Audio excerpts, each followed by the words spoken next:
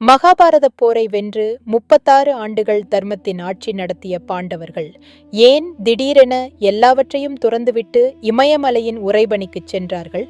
வெற்றியின் உச்சியில் இருந்த அந்த மாவீரர்களுக்கு மரணத்தின் வாசலில் என்ன காத்திருந்தது? கலியுகத்தின் தொடங்கமும் யாதவ குலத்தின் அழிவும் எல்லாவற்றிற்கும் மேலாக ஸ்ரீ கிருஷ்ணரின் மறைவும் பாண்டவர்களை பெருத்த சோகத்தில் ஆழ்த்தியது. இனி இந்த பூமியில் வாழ நமக்கு என்ன இருக்கிறது என்று முடிவெடுத்த தர்மர் தன் பேரனான பரீட்சித்துக்கு முடிசூட்டிவிட்டு கானகம் செல்ல முடிவெடுக்கிறார். 5 சகோதரர்கள், திரௌபதி மற்றும் அவர்களை பின்தொடர்ந்து வந்த ஒரு விசித்திரமான நாய் என மொத்தம் 7 பேர் மனித உடலோடு சொர்க்கத்தை அடைய வேண்டும் என்ற நோக்கத்தோடு வடதிசை நோக்கி, அதாவது மேருமலையை நோக்கி தங்கள் இறுதிப் பயணத்தை தொடங்குகிறார்கள். இதற்கு மகாபிரஸ்தானம் என்று பெயர். ஆனால் அந்த பனிமலையின் கடுமையான பாதையில் நடக்கும்போது யாரும் எதிர்பாராத விசித்திரங்கள் நடக்கத் தொடங்கின. வில்வித்தையில் வெல்ல முடியாத அர்ஜுனன், 1000 யானைகளின் பலம் கொண்ட பீமன் என ஒவ்வொருவராக அந்த பனியில் சரிந்து விழத் தொடங்கினார்கள். சொர்க்கத்தின் வாசலை அடைவதற்கு முன்பே அவர்கள் ஏன் இறந்தார்கள்? அவர்கள் செய்த அந்த இரகசிய பாவங்கள் என்ன? வாருங்கள், வரலாற்றின் இந்த ஆழமான பக்கத்தை விரிவாக பார்ப்போம். அனைவருக்கும் வணக்கம். மலையின் செங்குத்தான பாதையில் முதன்முதலாக நிலை தடுமாறி கீழே விழுந்து இறப்பது திரௌபதிதான். தன் கணவன்மார்கள் 5 பேரும் உலகையே வென்ற மாவீரர்களாக இருந்தும் அவளால் அந்த பனிமலையின் குளிரை தாங்க முடியவில்லை. கதறிய பீமன் தர்மரை பார்த்து கேட்கிறான், அண்ணா, திரௌபதி தன் வாழ்நாளில் எந்த ஒரு அதர்மத்தையும் செய்யவில்லை. தன் வாழ்நாள் முழுவதும் கஷ்டங்களை மட்டுமே அனுபவித்த அந்த பத்தினி சொர்க்கத்தை அடையாமல் ஏன் பாதியிலேயே விழுந்து இறந்தாள்? அவள் செய்த பாவம் என்ன? தர்மர் அமைதியாக பதிலளிக்கிறார். பீமா, திரௌபதி தூய்மையானவள்தான் என்பதில் சந்தேகமில்லை. ஆனால் அவளுக்கு 5 கணவர்கள் இருந்த போதிலும் அவளது உள்ளம் எப்போதும் அர்ஜுனன் மீது மட்டுமே அதிக பாசத்தை கொண்டிருந்தது. மற்ற 4வரையும் விட அர்ஜுனனுக்கு அவள் தன் மனதில் தனி இடத்தை கொடுத்தாள். ஒரு மனைவி தன் கணவன்மார்கள் அனைவரையும் சமமாக பாவிக்க வேண்டும். அவளிடமிருந்த அந்த நுட்பமான பாரபட்சமே அவளது வீழ்ச்சிக்கு காரணம். தர்மர் தொடர்ந்து நடக்கிறார். அர்ஜுனன் மௌனமாக தன் தலையை குனிந்து கொள்கிறான். திரௌபதியை தொடர்ந்து அடுத்த சில அடிகளிலேயே சகாதேவன் பனியில் சுருண்டு விழுகிறான். பாண்டவர்களிலேயே மிக அமைதியானவன், எதிர்காலத்தை கணிக்கும் ஜோதிட அறிவுடையவன், சாதுவான குணம் கொண்டவன் சகாதேவன். பீமன் மீண்டும் அதிர்ச்சியோடு கேட்கிறான், அண்ணா, சகாதேவன் எப்போதுமே அமைதியானவன், பெரியவர்களுக்கு மதிப்பளிப்பவன். அவனா பாவம் செய்தான்? அவன் ஏன் வீழ்ந்தான்? தர்மரின் குரல் இப்போது இன்னும் கணீரென்று ஒலிக்கிறது. பீமா, சகாதேவன் மிகச்சிறந்த ஞானிதான். ஆனால் அவனுக்குள் ஒரு பலவீனம் இருந்தது. இந்த உலகத்தில் தன்னை விட அறிவாளி யாரும் இல்லை, தனக்கு தெரியாத இரகசியங்களே இல்லை என்ற ஒரு நுட்பமான அகங்காரம் அவனது ஆழ்மனதில் இருந்தது. தன் அறிவின் மீது அவனுக்கு இருந்த கர்வமே அவனை சொர்க்கத்தின் வாசலுக்கு செல்ல விடாமல் தடுத்துவிட்டது. தன் உடன் பிறந்த தம்பியின் மரணத்தை தாங்க முடியாமல் கதறிய நகுலன் அடுத்த சில நிமிடங்களிலேயே அவனும் பனியில் சரிந்து உயிர் விடுகிறான். நகுலன் மற்றும் சகாதேவன் இருவருமே மாதிரியின் மகன்கள். இப்போது மாதிரியின் வம்சம் அந்த பனிமலையோடு முடிவுக்கு வருகிறது. பீமன் அழுது கொண்டே கேட்கிறான், அண்ணா, நகுலன் தன் அண்ணன்மார்களுக்கு விசுவாசியாக இருந்தவன். அவனது மரணத்திற்கு என்ன காரணம்?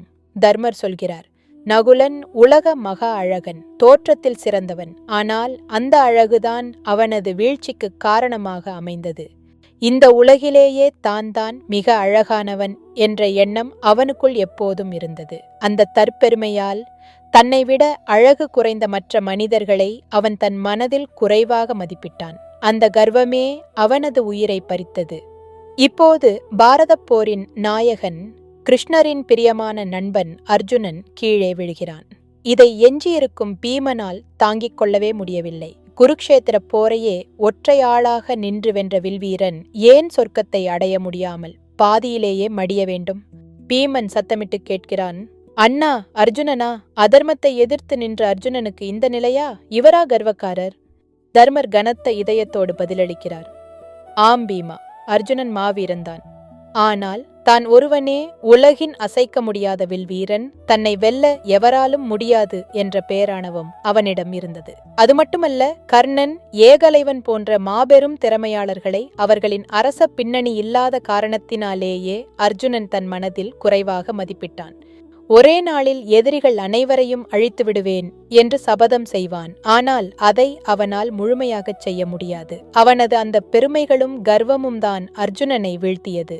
இப்போது தர்மரைத் தவிர பீமன் மட்டுமே எஞ்சியிருக்கிறான். அவனது அசாத்திய பலமும் அந்த பனிமலையின் தர்மத்தின் முன்னால் தோற்றுப் போகிறது. பீமன் பனியில் விழும்போது, அண்ணா, நான் உங்களுக்கு எப்போதும் கட்டுப்பட்டு நடந்தேனே, நான் ஏன் விழுகிறேன் என்று கேட்கிறான்.